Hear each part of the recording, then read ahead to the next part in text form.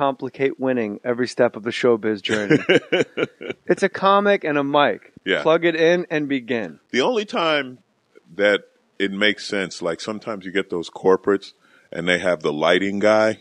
Yeah. And you have to show him how to do the lights, because you ever get one of those corporates where you're in a hotel ballroom and they bring a follow spot from a major theater and blind you? Like they turn on a follow spot and you're like, are you kidding me, man? It's like, this room's only 20 feet deep. You're blinding me right now. You have a laser. Turn it off. I've never had that happen. You never had that happen? The guy just takes like the light out of a lighthouse on a jetty and carries it in, brings it in on a little Cushman, a little Gator, little transport. But that's the only time when I've been like, I'm glad I went early to tell him to turn that thing off. Or put a gel over it or something. Like, take your clothing and put it over the light, because you're killing me, dude. Let's get some mood lighting in here. Do you do a lot of corporate gigs? I'm doing more of them, especially in the past 2 years. They've been picking up, and some of them have been really fun. I did one for Audi USA, and Audis are blowing up, right? They're like, they're not outselling, like they're not bigger than Mercedes and BMW. Yeah. Yeah, belly button's a big industry right now. Audis. Not too many indies left anymore. So they had this really cool party in D.C., and I met the chairman of Audi USA. So you fly from L.A. to D.C. to tell jokes for Audi. This is how great our lives are. Yeah, and you're there a day. A day. And they hand you a check. Yes. With a comma, and it's like, oh, hi, thanks. Like a check with a comma in it is always delightful. Yeah. And the greatest thing about it, you know how you have the shit you can't write? I swear this is true. The president of Audi got hit on his BMW motorcycle by a Mercedes-Benz. That was my first 20 minutes. As soon as they told me that, I was like, this is going to be an easy gig. It is. What made me think about corporates, and you said it's like a corporate. When you do the military, if you're doing the Navy, you make fun of the Army. You're doing the Army, you make fun of the Marines. And it is that way with like corporates too, where something will fall in your lap, where if you're doing a corporate gig for Audi, you can just be like, oh my God, BMWs are so ridiculous. And you just pull out some like, what's with Mitsubishi and that Wankel engine? Oh yeah, good idea, Wankel. Yeah, let's get a triangle, put it in a circular cylinder, and we'll just push the engine around. Like they love it. They go bananas. They love it. And corporates, people ask me like, do you like doing corporate gigs? It must be really weird and really hard. And I try to express to them, it's kind of like the greatest thing in the world. A, they never really suck. They're always glad to see you. Yeah. In my experiences, there have been some weird ones, but then you have to be able to adjust and realize I can't just shout at them. Right. I have to talk with them. Right. Sometimes you have to adjust to their vibe. Right. And I think the only time I could say, you can't say it's a bad one, especially since you're getting paid to, to do it. You're more than your like 2 weekends of comedy, you get one check for a corporate. But sometimes you get people who don't like each other at work. Yes. And they do not want to laugh together. Like they're all sitting there like, all right, we have to be here. This is the corporate event, but I'm not having a good time. And we're at the same table. I can't believe I'm at the table. But what I always ask for a podium. Yeah. They go, do you need anything? Like, what kind of food do you want? I go, look, you give me some Perrier and a pot of coffee. We're good to go. Yeah. I don't need anything. I need coffee and water. That's all I need. Mm-hmm. However, I would like a podium because I'll bring like index cards and I'll have them on the podium with their personal stuff. And I will weed through like a month out. I'll start emailing the president of the company and go, do you guys have like company picnics? Mm-hmm. Did anything weird happen? Like without letting them know what I'm actually doing. Right.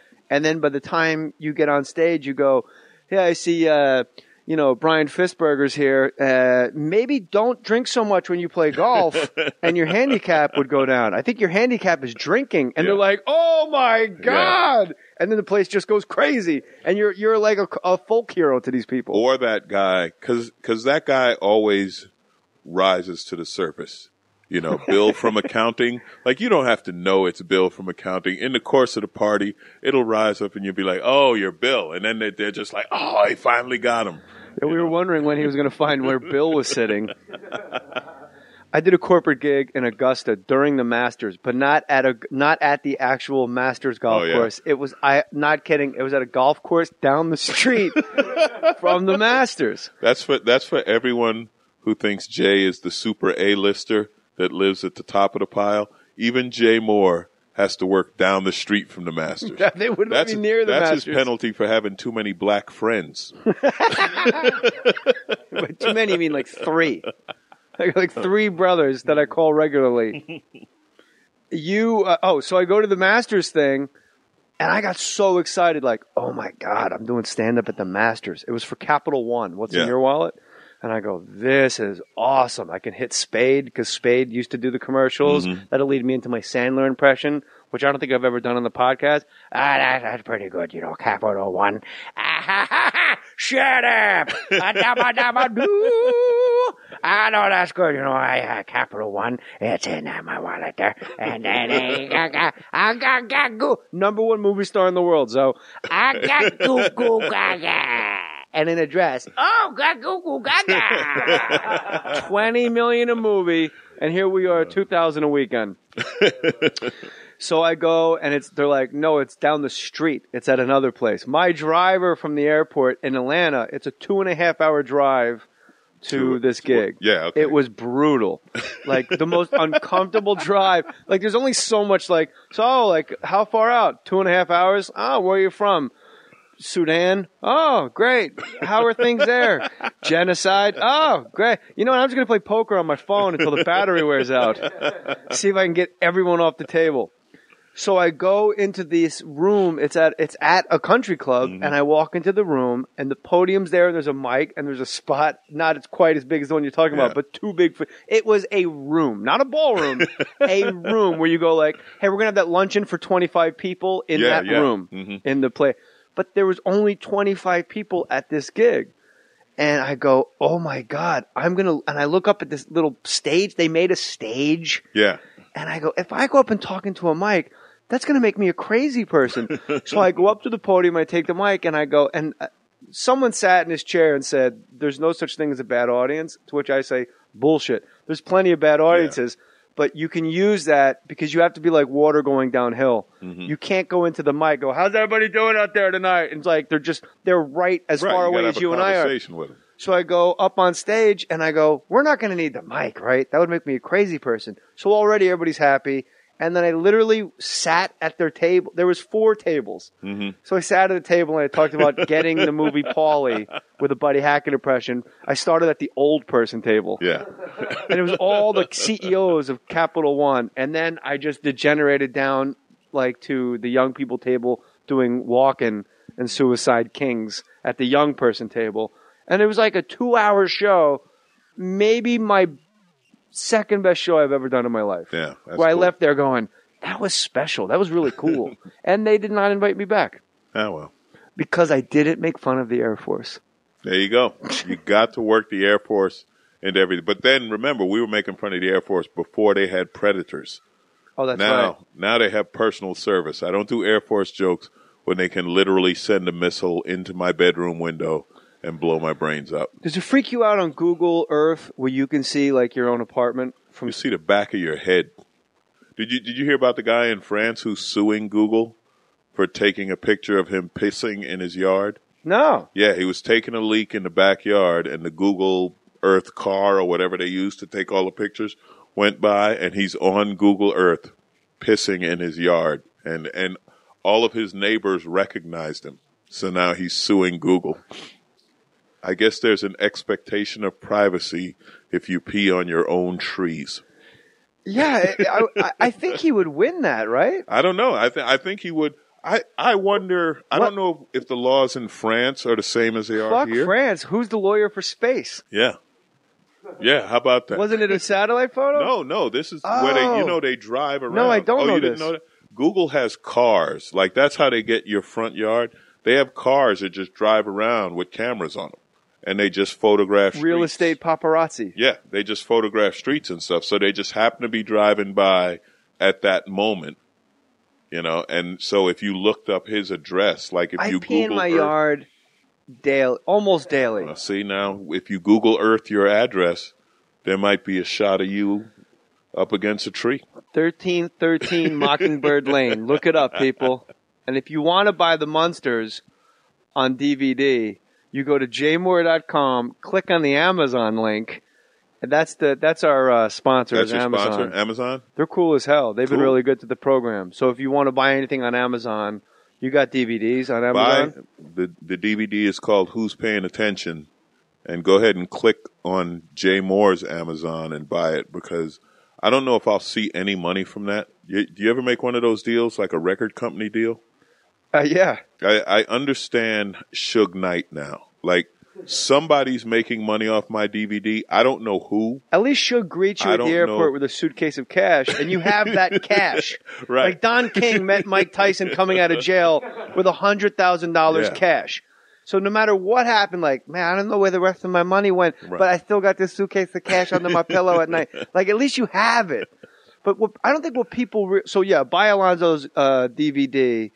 Is somebody Who's paying attention? Who's paying attention? Go to jmohr.com, click on the Amazon link, and then get his. Oh, he's a great, great, great comic. And I think you're really one of the most, if I had to say who's the most underrated, you're in the discussion, certainly. You're kind of like, first of all, your output of material, I don't know anybody that writes as much as you do. And you're one of these strange guys that you know a little about everything. We were talking months back about Colin Quinn.